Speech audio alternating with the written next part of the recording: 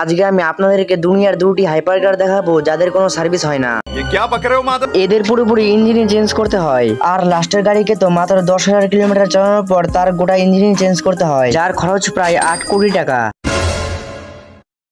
Number 2, Bugatti লা ভয়েটার নিউরে। এই গাড়িকে 40,000 কিলোমিটার চালানোর পর ইঞ্জিন বাদে সবকিছু চেঞ্জ করতে হয়, যার মধ্যে রয়েছে গিয়ার বক্স 2 থেকে 3 কোটি, হাইব্রিড ব্যাটারি প্যাক 5 থেকে 6 কোটির, টার্বো চার্জ কুলিং সিস্টেম 1 থেকে 2 কোটির, কার্বন সিনেমানিক ব্রেক 50 লাখ টাকার এবং 1 কোটি টাকার টায়ার ও ইঞ্জিনিয়ারিং ফিস, মানে টোটাল খরচ 10 থেকে 12 কোটির। Number 1, Mercedes AMG 1। আর এটা সেই গাড়ি যাকে দেখে বিএমডব্লিউর ফ্যান্সদেরও ঘাম বেরিয়ে আসে, কারণ এটা একমাত্র গাড়ি যাকে টক্কর দেওয়ার জন্য বিএমডব্লিউ আজ পর্যন্ত একটাও গাড়ি বানাতে পারেনি। আর বানায়নি তো ঠিকই করেছে, কি দরকার এই গাড়ির 2 কোটি টাকা দিয়ে কিনে মাত্র 10,000 কিলোমিটার চালানোর পর এর পুরো ইঞ্জিনই বদলাতে হয়, আর 50,000 কিলোমিটার চালালেও তো এর পুরো সিস্টেমই পাল্টাতে হয়, যার খরচ পড়বে 8 কোটি টাকার, কারণ এই গাড়িতে F1 এর ইঞ্জিন লাগানো আছে।